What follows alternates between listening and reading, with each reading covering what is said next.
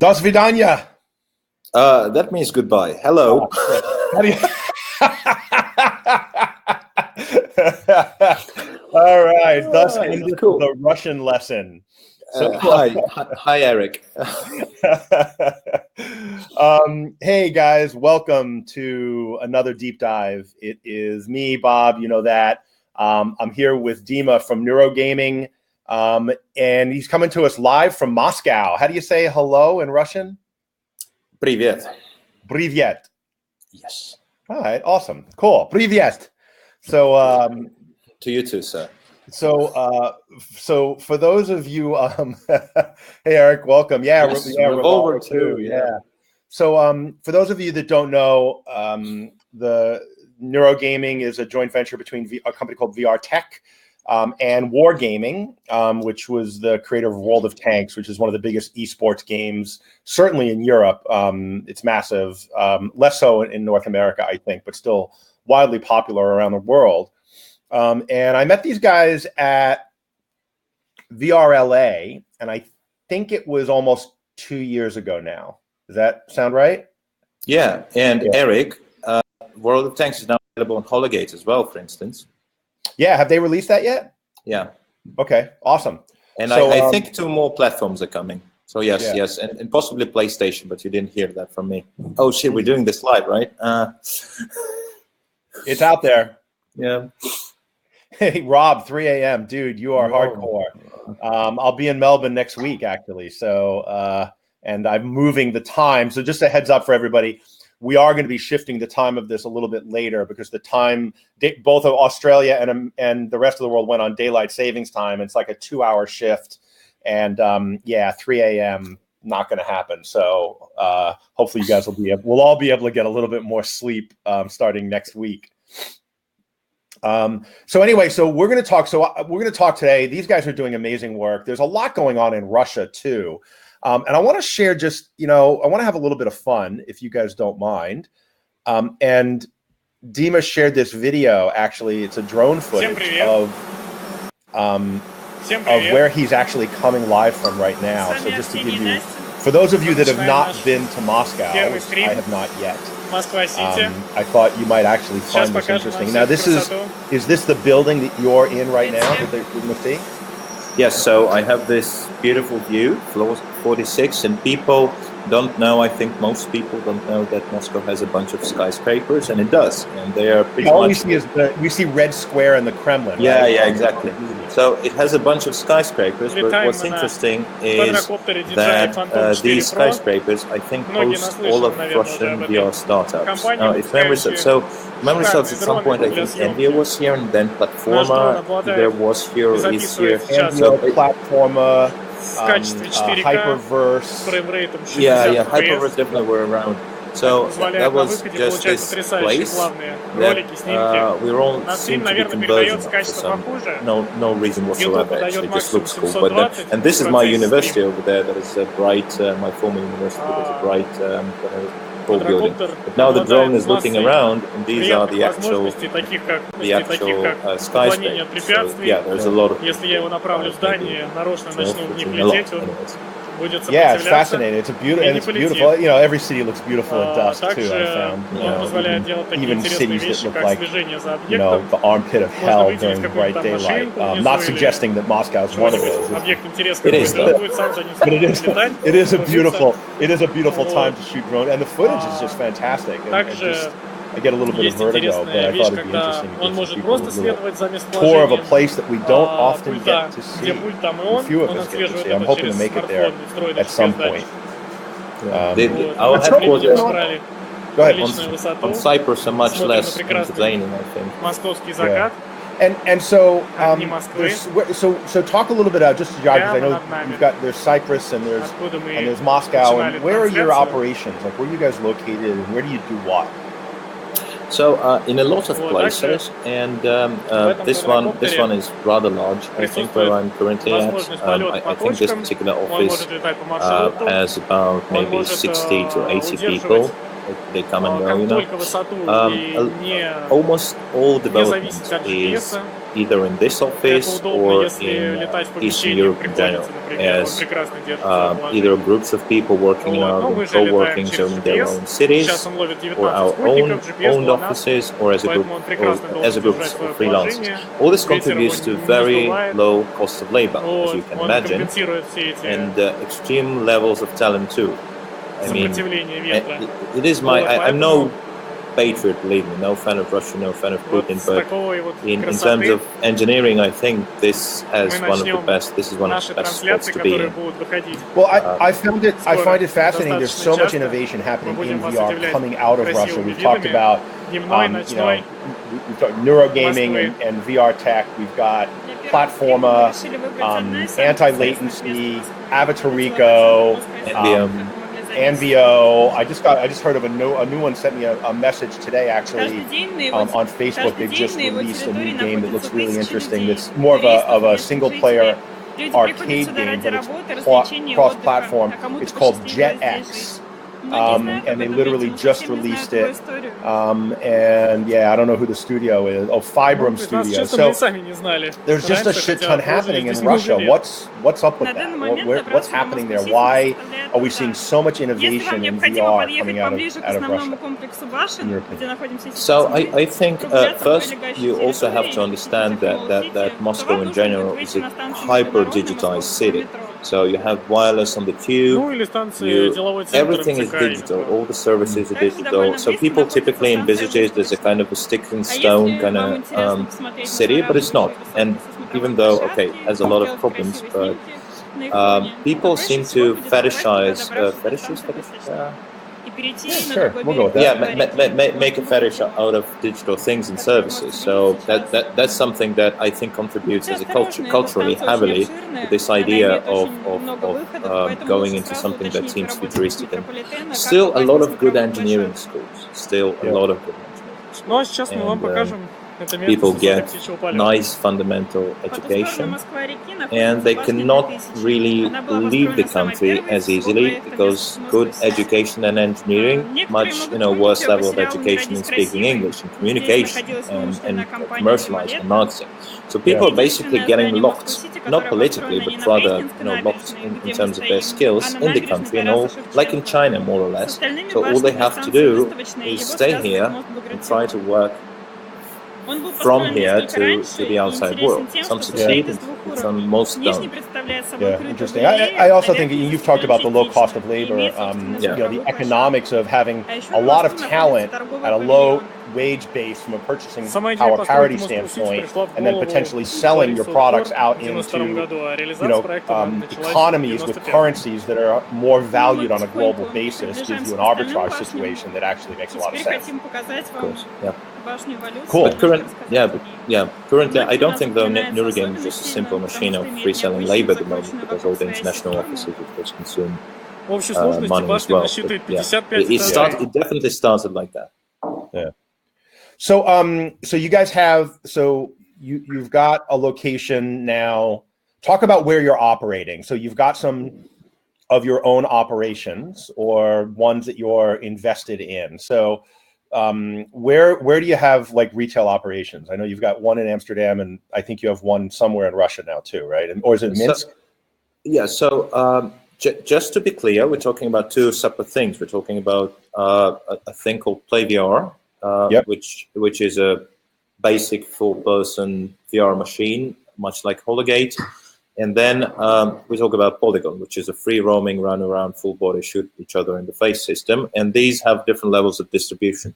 So PlayVR used to be, we did own a lot of these places, but now people are willing to buy them. And so the level of owned places goes down and the level of client places go up. There are more than there used to be several months ago. So they're kind of scattered around Europe now. Some appear in the States. The first appeared in Canada, of which I'm a great fan.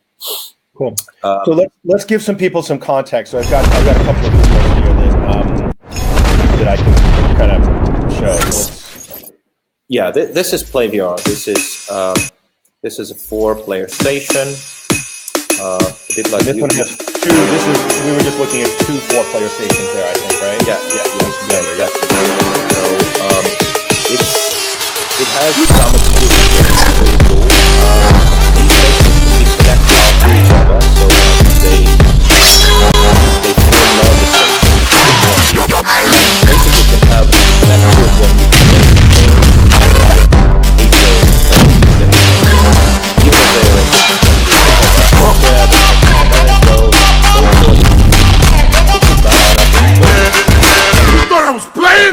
right, so yeah.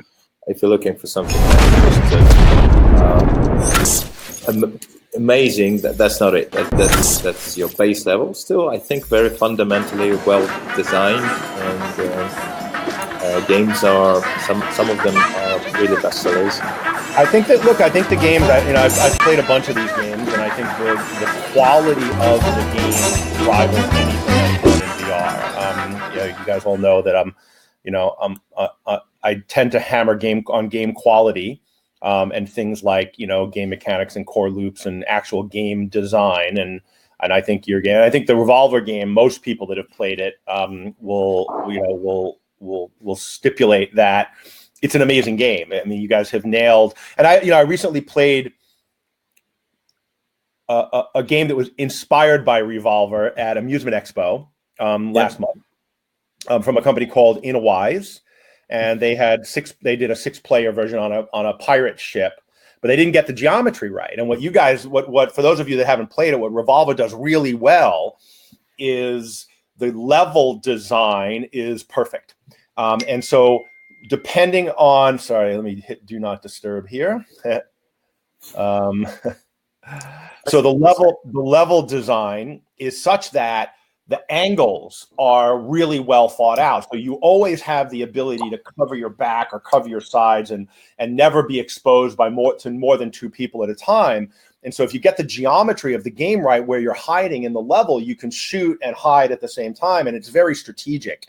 And that's something that I think is really hard to do. And you guys did a great job of that. And so I'm a big fan of the Revolver game, and World of Tanks, obviously. Mixed reactions on that one. Some people love it, some people hate it. I tend to like it, but I know other people that didn't love it. Whatever. So we all have our opinions. I have lots of them. And so so PlayVR is and I know you've got one. I think my friend Brad Wirtz at Mindtrack installed one, which is a 0 latency location. He has some extra space, and he put one in there. We should get him on here. How is that one doing? I haven't actually talked to him in a while. Do you know? No, because I only deal in Europe and Canada, so okay. I don't have stats. Sorry, I don't have stats from there. Typically, I can tell you that most of them are performing. They're doing in Europe and Canada. They're doing from 1,100 to 1,700 launches a month. So, okay. And depending on what currency that's in, that could be somewhere from $5 to $12 $10 or $12 Yeah. Okay. So top ones are getting 17K, maybe up to 20K. And what kind of locations are they going into? Like, where are people putting them? That's a very interesting question. So what we're doing now, obviously, I think that this system is not for VR arcades, typically, right? It's too costly. Yep. Springboard is better, okay? Cheaper for those kind of venues. PlayVR is supported by rather powerful management software that allows to manage several PlayVRs as a chain. So you can see all the stats, all the reports, get all the ticketing. You can do a bunch of stuff. So right now, chains are getting interested. So we got a couple of them in Sky Zones, one in California, the other in Canada, in Moncton. The pilots did really well, I think. We're getting them into more chains right now in Canada. The chains are interesting. That's one consumer because it's easy to manage. Yep. It's also stable. It has tech support. So those are kind of enterprise benefits. This is not about gaming. This is not about... this is simply cost of ownership, ease of maintenance, right? Parameters like that. Another, I think, a good point is where you have shared stuff. So PlayVR is organized in a way that you can start launch games and do everything from just, you saw that, a tablet or a smartphone interface. So to launch a game for 4 players there, I just need to do this. Yep. So I can be physically here. And if I already have something as a centerpiece of a VR arcade that I'm running, or a VR park, something like zero latency, something like Polygon, obviously, PlayVR makes a really good secondary attraction because it requires zero additional stuff. So this is again, and this is not about gaming. This is not about quality. It's about operational efficiency. Yep. Yeah. And so I think 100% of those in Central Europe and the States and Canada are sold to these kinds of enterprises. So we have been very bad at selling to individuals who are just willing to have one VR arcade. And when you talk about VR arcades, what we're talking about are the what I generalize as hobbyists that loved VR. They rented some space, they put in a bunch of Vives with shower curtains or whatever, things separating the booths.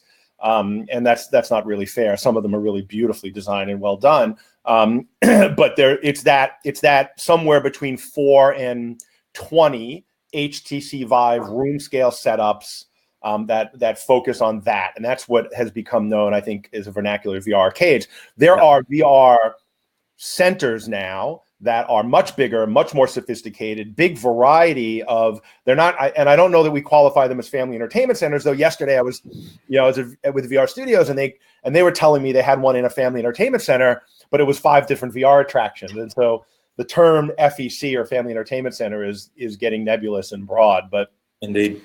But the VR arcade guys aren't willing to pay a premium for a turnkey solution. That's absolutely clear, because they're hobbyists. They're into the tech. They want to build it themselves. And there's a big narrative around that in the industry. Yeah. And so in Eastern Europe, these things are quite popular in malls. Okay. But then it has a very distinct mall culture that is different from, I think it's closer to the Middle Eastern mall culture. Like it's almost like a town center, right? It's a community place. Yeah. And some of them, if you look at, I think, top 20 largest malls in the world, a lot of them are going to be in Eastern Europe. They are huge. You can get lost in these things. Yeah, Latin America is like that as well. Yeah, some of them, certainly. So you can see how different the usage is. And as for Polygon is a centerpiece of, I think Polygon attracts people who are very good at researching different solutions, because we are so bad at visibility that people really need to know what they are after to get in touch with us. Hopefully, now before we get onto Polygon, I want a couple of things about PlayVR. So because Polygon's a very different product, and we're going to talk about how they might fit together as well. But now PlayVR in the US or in North America, you're working with Exit Reality, right?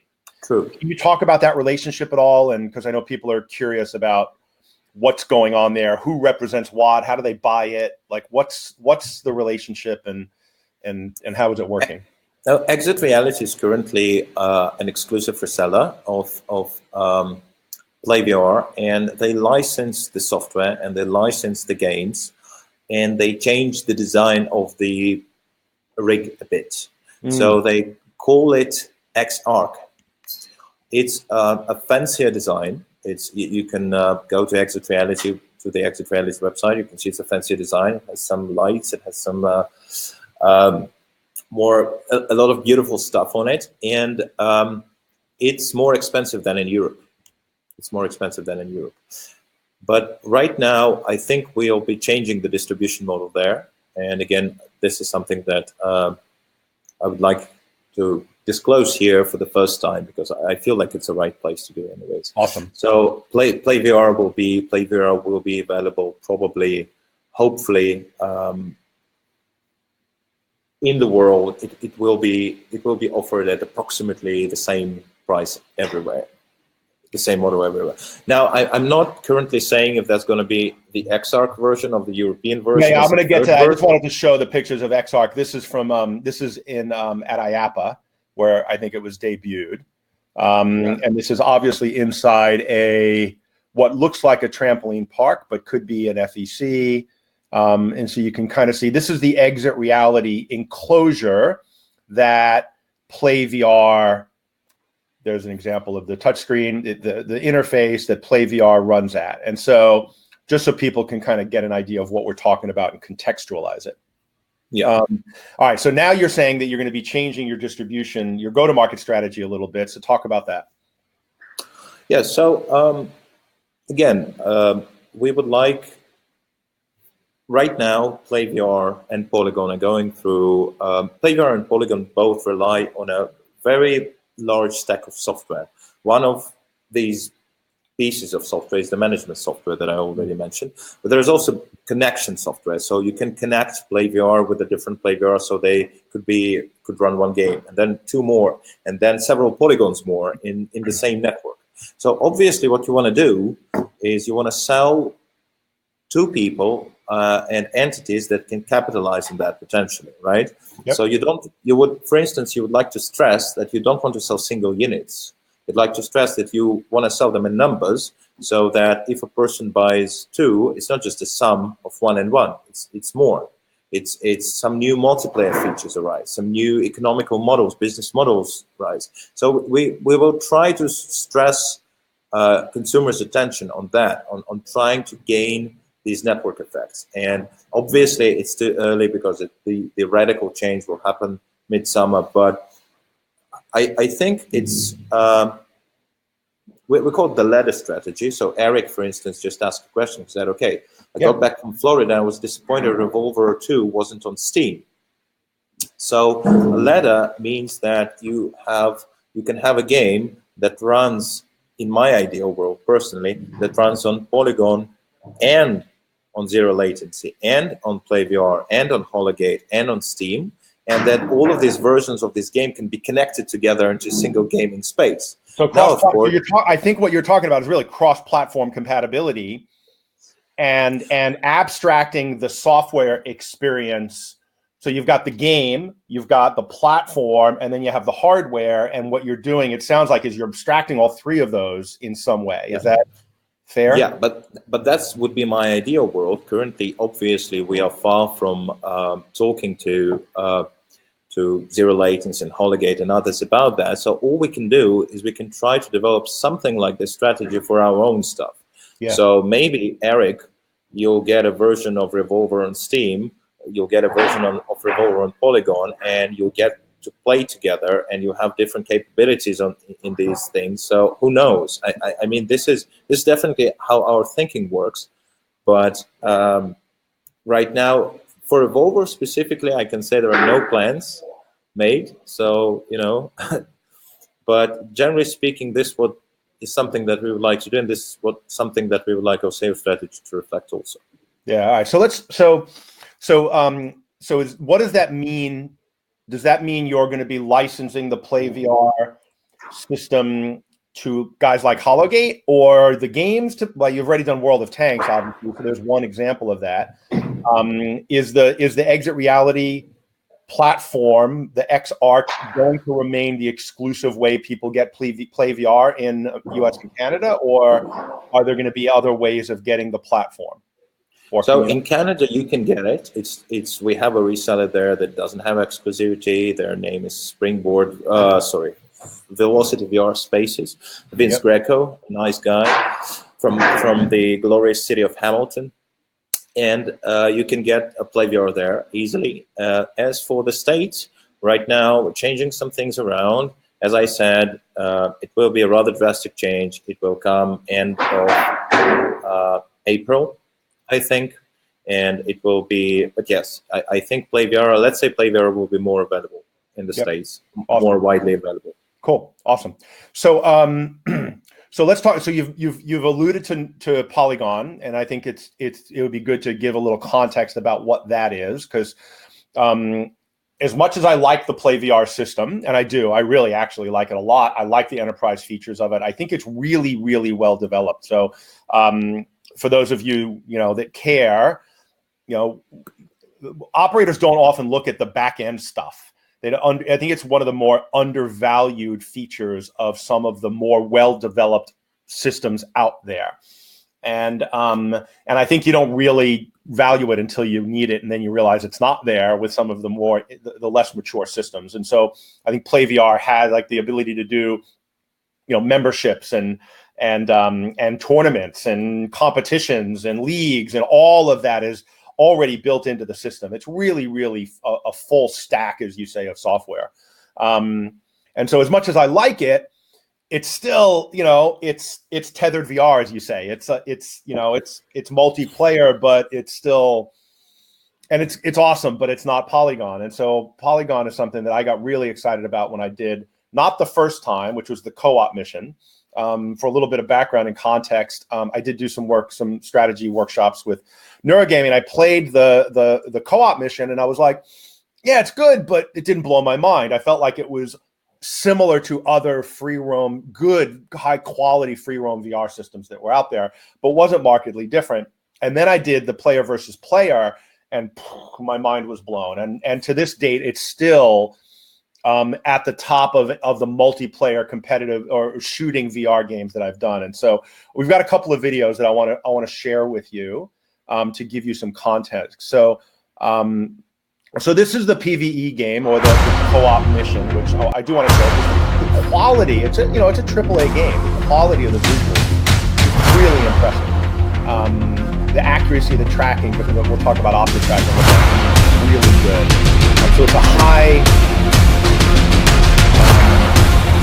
impact, high quality production, right? And talk about the ability to link that. So when I played it one of the remarkable things was I played that at VRLA for the first time, and I was playing against somebody in Moscow live. Talk about that, and how is that happening in the world now, or is that still, more of a featured demo thing? It is happening in the world. It is so a very large park opened in Minsk. It's a multi-vendor park, not just Polygon and PlayVR there. But I must say, what those people did is you know what? I just say this: they have drones cooking pizza. Okay, so it's cooking, not just delivering, but cooking pizza. Yeah, just putting ingredients on pizza. and they have projected menus. So when they have a restaurant there, a small bar, when you're at a table, you have a projector projecting menu down there, and you just do. Yeah, I like a lot. So they try to really make it a futuristic space, and I have a couple of pictures in that deck. But anyways, and so they do cross arena all the time. But of course, it is underdeveloped. And indeed, you mentioned this. So Bob here is a godfather of Polygon business models and actually even a development strategy. We had indeed this session when last August, was it? It was it was relatively warm in Amsterdam, so it must have been in the summer. Those 3 days. Anyways, so yes, so since then, Polygon has really been developing into the towards playing cross country, country versus country, city versus city, and so several places do that. 3 large parks are opening in Europe this July or maybe early August. They will be doing that. They already have an agreement to do that. They plan championships. Some of them wanted so. A guy comes, I cannot disclose where the guy comes from, but let's say he comes from Rome, which he doesn't, but okay. So he wanted us to give him the right to use the word Rome after the name of his polygon. But I say, of course you can have it, because we don't own the name Rome. We would love to. And the reason for that, they're preparing for esports. He's preparing to host a national team or a city team for his city for this and upcoming titles. So yes, this starts happening. Of course, currently it's all under the radar. It's low key, but I think it would have been impossible if not the fact that this team worked for 5 years before going into VR, had been working on connecting such systems in broadcasting. So all of that comes from that experience. Isn't particularly new for the team, and it's literally the only reason why it exists, because I mean the complexity of this is overwhelming in my view. It is to connect free roaming systems from different continents to have latency less than 100 milliseconds is nigh impossible, if not this preceding experience in broadcasting. And Sam's asking about that, like the ability of having that shared state across. We're talking about the complexity of doing it across a common platform, but geographically disparate locations. Then, if you add different platforms to that, it adds an order of magnitude or more of complexity. And so you're absolutely right, Sam. I think that the place to start is multiple same platforms connected. And then I think as 5G comes out there, everything's going to change. That's going to be the next sea change of architectural shift for VR, location-based VR, and a lot of these platforms are going to have to be re-architected for that, because that's going to change the game. But for now, I want to show the Polygon trailer so people can see this is the player versus player. And one of the things I just love about this is I love the graphic style of it. It's super fun, it's super intense. But the thing I want you to see here is look at the size of the size of virtual space. Obviously, that's what it's important. But like, look at how it's moving through. There's portals. And what you guys have done, I think, better than anyone that I've seen so far, and that's all in a 30 by 30 meter space, which is about roughly 1,000 square feet. And so what you've done is you've created this space that feels like 5 or 10,000 square feet, right? With 50-foot ceilings and multiple levels in a very small space. And you've done it where you don't bump into each other. You've done it through a combination of teleportation portals and platforms that move horizontally, vertically, and angles. And it's super compelling. And you guys have done and that's the thing with VR is that, and I've done the power play from VR Studios, which I really like, and I like some of the game mechanics that they put in there, and it was super fun. But it's still a one-to-one virtual to physical space, and I think they've missed that. 12 by 12 meters. Thanks. But they've missed that opportunity that you guys have absolutely nailed. And so to me, it's 2 thumbs up. We call it linearization, the way that you make your space convoluted. And yes, so the first games, the ones that are available now, they had platforms, portals, elevators, and then we saw other vendors catch up and also introducing these elements into their game. Because before that, most of VR games were just you're standing on a platform and shoot from that platform into zombies that are coming. And so I hope that this year will introduce, we definitely have more than these methods of linearization in the bag of tricks. So I hope that the games that are being released, that will be released this year, will have some of those because they're cooler than just platforms and portals. I know. So this is a video that I took at VR Days in Amsterdam. About 5 minutes into the game, maybe 7, and you can tell the intensity is ramping for some reason the fantasy reality line is where it keeps shutting off the sound. But anyway, so this is. These are kind of like some Illuminati. These guys are like serious VR players, right? From the VR industry. You've got guys from Hologate, You've got Armando from Creative Works playing. Armando from Creative Works, and Benjamin, who founded VR Days right there. And so you've got these guys that are really jaded about VR, right? They've played a lot like me. We've played a lot of VR. And these guys like really getting into it. And this is the Polygon PvP thing. And though they're right next to each other in the real world, they might be like hundreds of feet apart in the virtual world. And I think that for me, that video just captured, and watching it captured the intensity of people and that suspension of disbelief that happens when they were really having a good time. So, and so I think that like it's just a super fun game, high repeat value, and perfect for esports. And so talk to me now about what's happening with, how many of these do you have out there? Where are they, and how are they being used? And then you can now talk about the intersection between Polygon and PlayVR and how they interrelate, and people have an idea of what they are. So, Sean, no, they are not in their physically allocated space, just game design that prevents them from overlapping.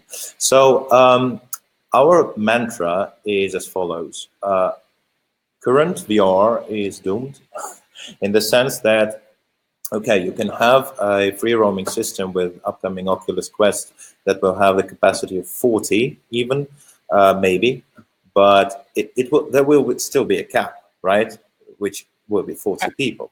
Yeah. So for us, esports is something that is not a game, or is not a piece of software, or is not a model even.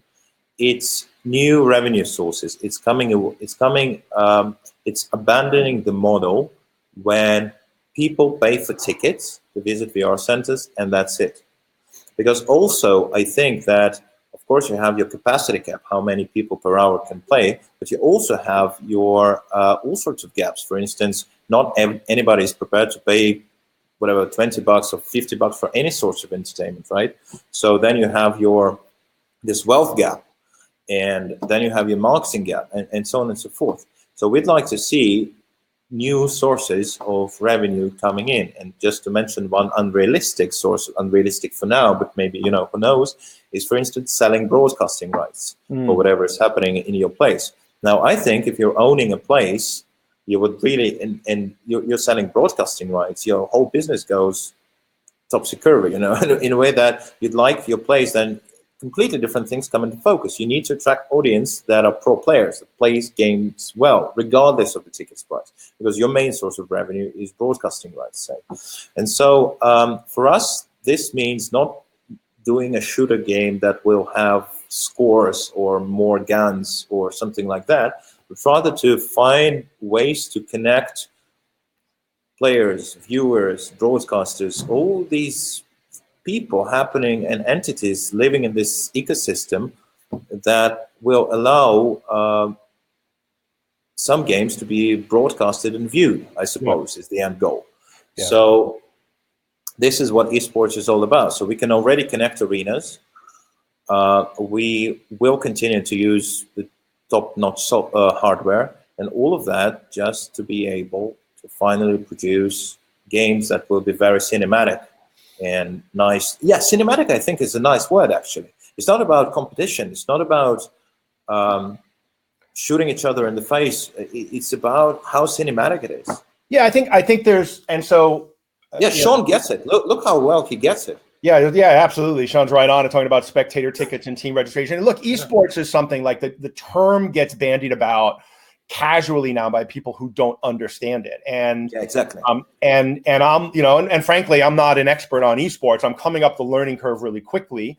And one of the things that I've learned is that, first of all, it's a general classification. It's like, that's like saying sports, right? And sports is you've got baseball and cricket and soccer and curling and all of these different sports, and everyone's very different. And just because you're great at cricket doesn't mean you're going to translate to baseball. And I think esports, one of the things I learned last year, I moderated some panels at the esports casino conference, was that every game has its unique audience and its unique way of playing. For example, I just read recently there, and you mentioned Tetris, so that there's a Tetris esports league now. And what they've done is using emulators, they've created a player versus player Tetris where the shapes and the pace are the same for all players. But they have to play on CRTs because some of the moves have to be accurate down to the single frame. And so you can't have any latency at all, which you get with LCD, right? And so they have to, these players will only play on CRT screens. And so they have these like unique attributes for each game within esports. And so when people talk about esports, we really need to get more granular and talk about what games enable competition, what games will allow a grassroots movement to elevate players up to a status level that they can be professional and earn money. And that takes time. And it's not going to happen overnight. And so the way you start that is by building games that are competitive and then linking sites together so you can have site-to-site competition and then broadcasting. And so, and at some point, and if you're in the retail business, you're signing 5 to 10 year leases, you need to be thinking about what's going to be 5 years down the road, and the rate of expansion of these business models and evolution of these business models and as fast as the technology. And so you need to be thinking about this stuff today if you're signing a lease today for 5 years, because within 5 years, this stuff is all going to be a reality. Exactly. It is not, especially for our clients, it is not at all such an easy issue to deal with. Andre is keeps asking how many players per hour can play. Okay, I'm going to answer that. So if you are buying our standard offer, which is 2 arenas, you have 6 players per each arena. That is 12 players per 2 arenas. If you're very, very good at operating, you can maybe do 2 sessions, which is 24 players. Most people can't, so 12. Yeah. And how long, and so where you're operating this, I know you've got one in Amsterdam that's almost entirely for group sales, right? That's the business model. Entirely for group sales. It's entirely for group sales, and we'll talk about that in a minute. Are any of these open anywhere for general public? And if so, what's the pricing model you've been able to get in whatever the currency is? So Minsk, I think, is the largest public venue so far, and it generates a lot of revenue, but it's a multi-vendor park. So you're welcome, Andre. So it's hard to tell exactly. They don't disclose which share of that is Polygon or PlayVR because they have both. Interestingly, LA is opening soon enough. So the one in LA, all you guys in Los Angeles, you're welcome. Can you say when that's going to open? Because I'd love to do a live event. I'd love to do a live broadcast from that. Maybe I'll keep you. I think in a couple of weeks, something like that. So quite soon. Of course, there is one in Moscow at the moment for Polygon and public. That's it, right? So right now, 3 more are signed in Europe, and I don't know about the States, but in Europe, 3 more are signed, and they're in major cities. Yeah. So. And Mark's asking where in LA, and I think you'd mentioned to me last time we talked. It's somewhere like Manhattan Beach, somewhere south of LAX. In LA County, right? At a mall, yeah. I think, yeah. So, and okay. We'll get that information if we can't get it on the webinar, and I'll get it out to everybody because I want to go and check it out. So, and so let's talk about the hardware a bit. So you're using OptiTrack, which is expensive. And the industry is moving towards inside-out tracking. Zero latency recently went to the Windows mixed reality system with inside out, but they don't do hand tracking. They have, they basically anchor the hands to the guns. That's their way of dealing with hand tracking, and none of their games really leverage foot tracking. And you guys talk even beyond that about full body tracking. And so how do you justify the staying with OptiTrack when the industry is either moving to Lighthouse or inside out, and maintaining that high cost level, which is going to yield to a high price level? So how do you justify that, and what's your product strategy there? So the way I see it personally is every year you see something that allows free roaming, not full body free roaming, just going around. That is, and the price is going down and down and down and down. So yes, you have your inside-out tracking, but with Windows headsets. But now you're getting your Oculus Quests for $100 a piece, hopefully, right? So if they succeed, then all the people who have been hunting for just free roaming, not full body, will probably not be delighted with having bought something that is 5K player, which is now $400 a player. If they don't care about it. I think, in all fairness, it's going to be hard to squeeze the frame rate and graphic resolution that you're going to get out of a backpack, out of a mobile chipset. And so I do think you're going to see some segmentation in the experiences where you have the casual stuff, Candy Crush type experiences in the all-in-one, the Quest or the Vive Focus, and then you have the more, the bigger, more resolute gaming high-end systems still be backpack based. And I don't see that changing in the next year or two, to be honest with you. Maybe when we get to the 855, but I think until 5G happens and you can stream video to the headset from servers in the room, I think you're gonna still have backpack systems. So I don't know that you're gonna have quite that disparity. At least that's my prediction. We'll see what happens. But what OptiTrack definitely, we were one of the first to use OptiTrack, industrially, surely I think the first. And OptiTrack comes from the world of motion capture. Those guys don't like to change their equipment too often. Yep. Definitely less often than us VR people. Yeah. And so OptiTrack tracks people very well. I haven't seen anything even in the labs that tracks people better. And I mean, we don't even know what better right now is. There is a huge problem. Can you track a face? Yeah, okay. Well, that's a huge problem for us. We'd definitely like to track lips, eyes. But as for body, I think apart from fingers, I think everything else OptiTrack does very well. And there's nothing in the labs that can do it better. So we're sticking with it. We're sticking with it. And we're planning to produce games that use that use all the Session, oh, sorry if I pronounced that incorrectly, asked, how do you track full body with inside out? Well, you don't. You can't. It's simply enough, you don't, and that's the problem. So we plan to be exactly. So we plan to release games that are that will be leveraging that. We plan to release full body games, and we plan to release games that will be more and more photoreal, and will simply be stunning. That's I suppose the strategy is to be the most expensive system on the market, and I'm afraid that's how it is. The most expensive and the best engineered with the. And I love that. I love the fact that somebody's taking a stand and saying, you know, we're just going to own the high-end space because there's room for that. Dima and I were just talking about, you know, how much money there is in the world, and I was quickly looking up. There's 10,000 mega yachts in the world, more than them, and they start at 40 meters, right? So they start at over 100 feet, and they're all multi-millions of dollars. And so there's a shit ton of money in the world, and people are willing to pay top dollar for high-end VR experiences that we've proven, you know, zero latency getting, you know, between $40 and $90 per person per game.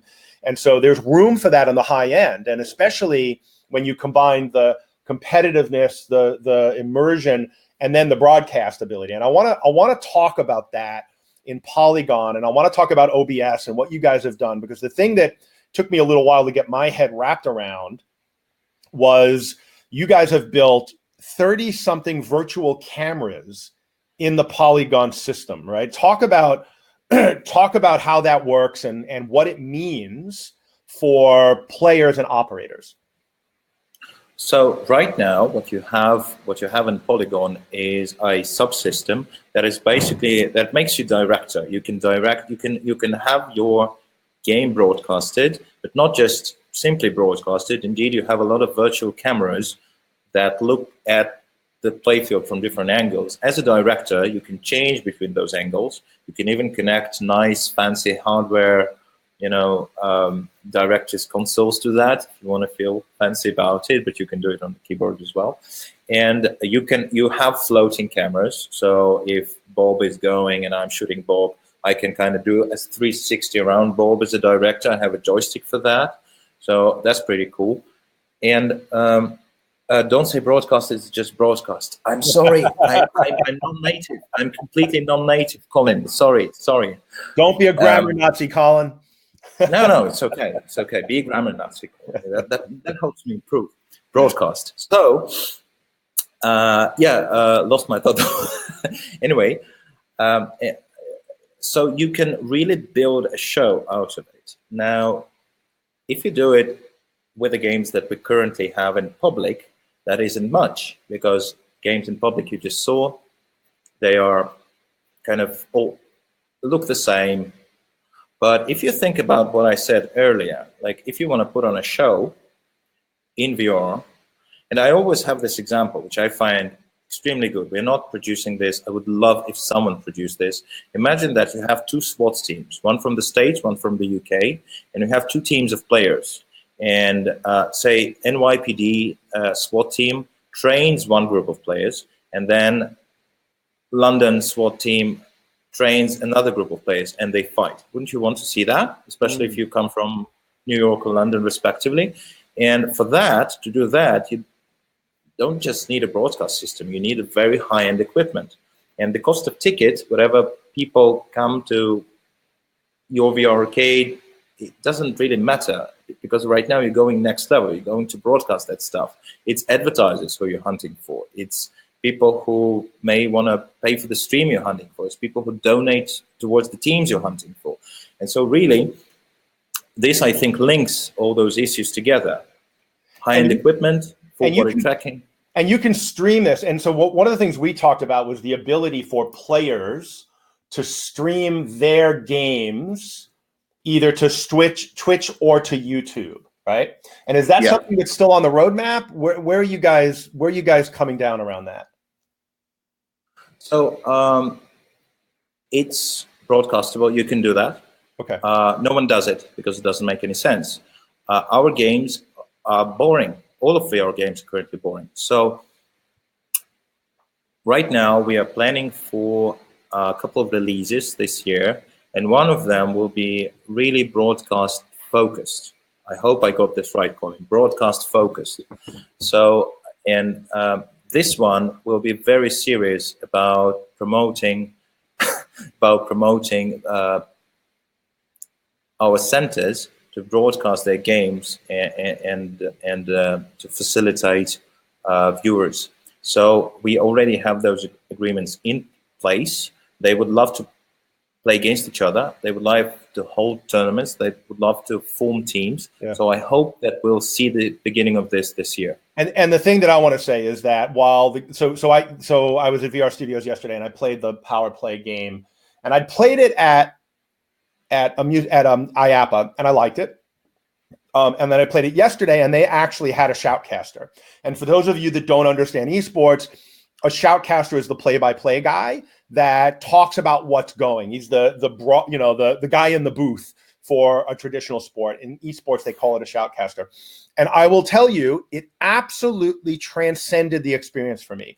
It went from being a game to an experience. It went from being exciting to thrilling. It added a level of gravity to the experience where, one of the things I talk about is a lack of peril that drives emotion in VR. And if there's no punishment for losing or getting shot, after a while, you just disengage and you walk around and you're shooting things. In this case, not only was I getting shot, but I was getting humiliated because now there's somebody talking about what happened. And when I shot somebody, I was the hero. And so it elevated that experience to a level that I hadn't experienced myself before. And so, yes, VR games can be boring to watch, but if they're produced properly and directed properly and shoutcasted properly, they're actually really fucking exciting.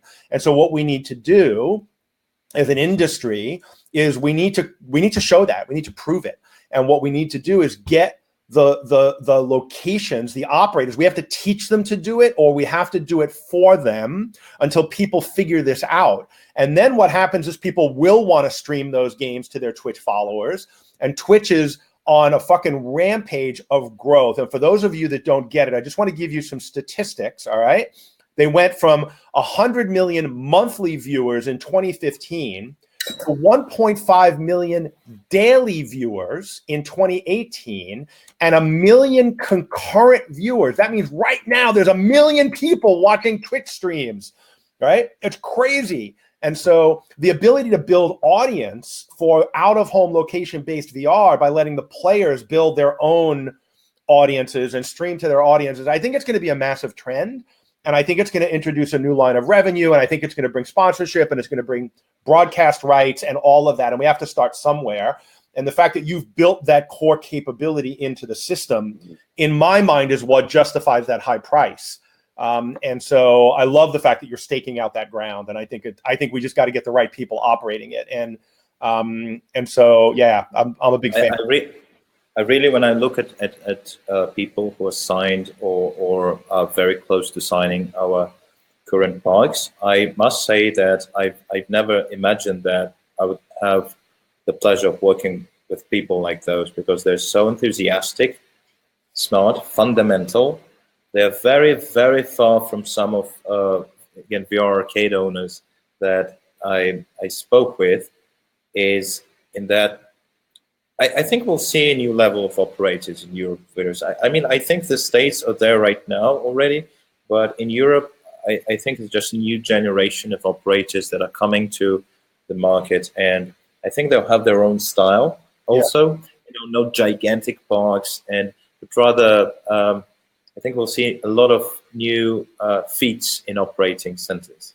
Yeah, and I agree. By the way, Rob just said the shoutcaster adds context is what it does. And the problem with watching a game, like I watch Dota and I have no idea what's going on, right? And so like it's so complex. And so a shoutcaster at least gives me some idea of what's happening and what I should be looking for in those games. And so I think you're absolutely right.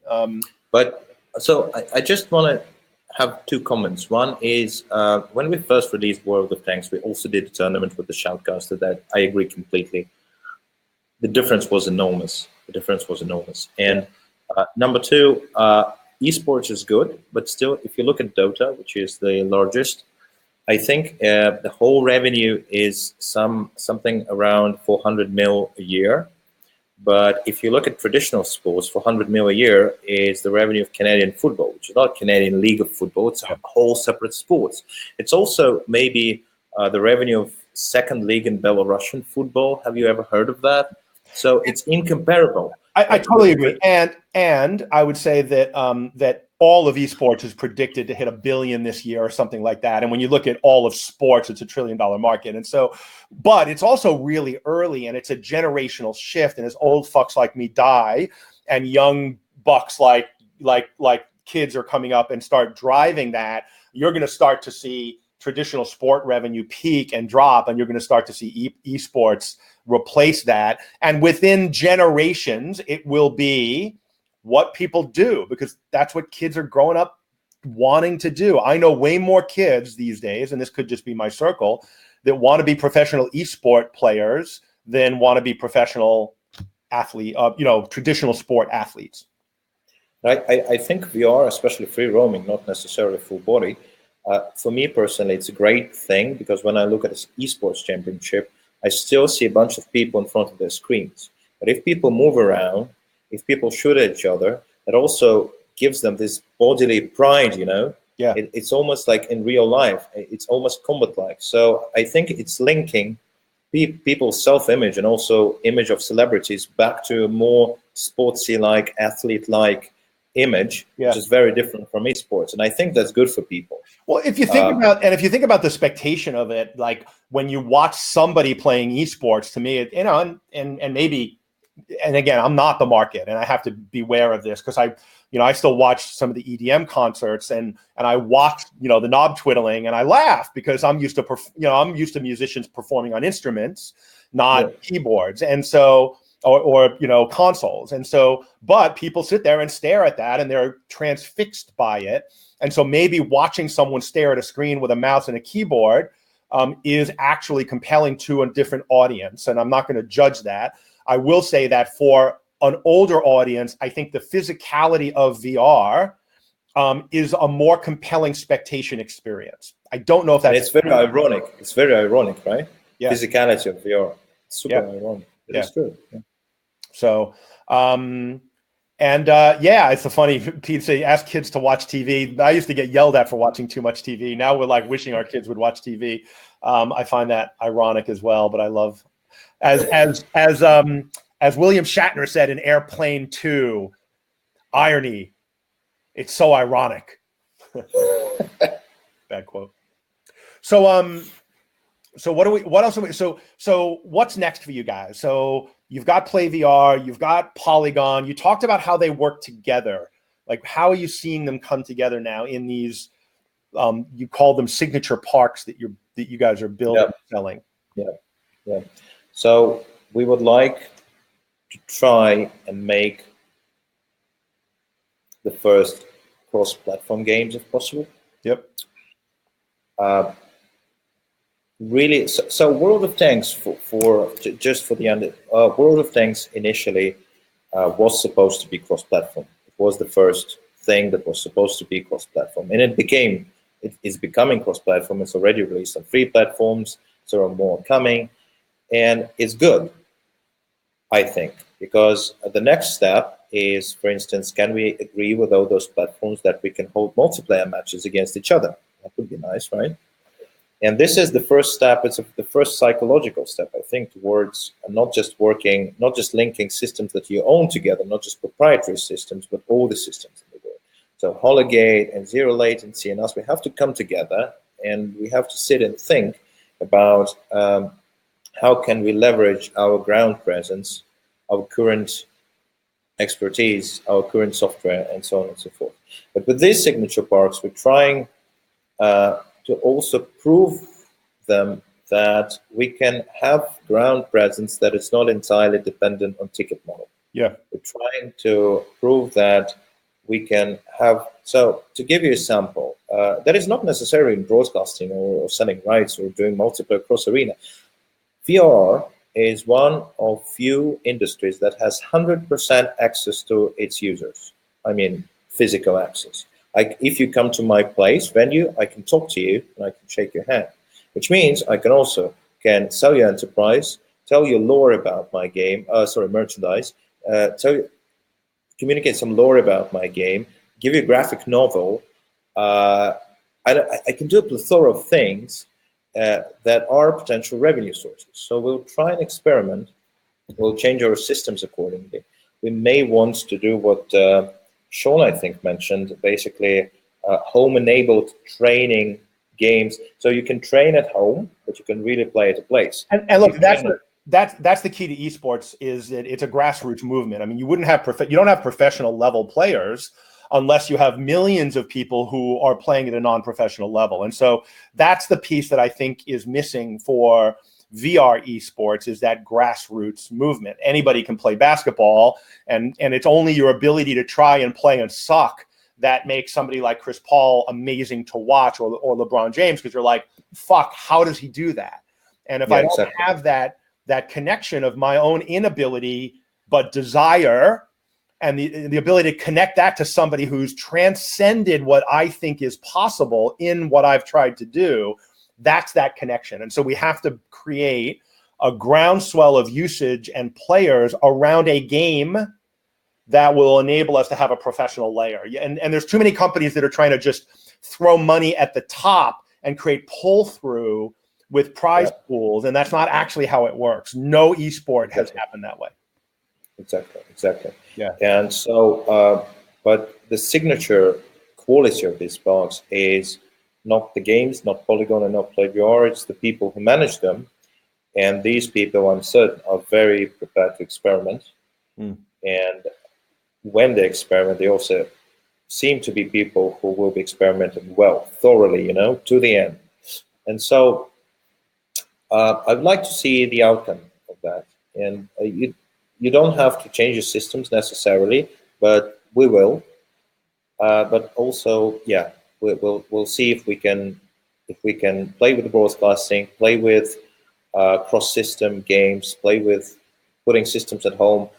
A lot of possibilities right now that we have to explore. And so that is why I'm here on my annual trip. This trip has been the most interesting trip of all of them, because it is this year, I think, that for us at least, that is the breakthrough that really gets us out of I'm not saying markets-wise, gets us out of, let's say, the box thinking. Yep. Yeah, cool.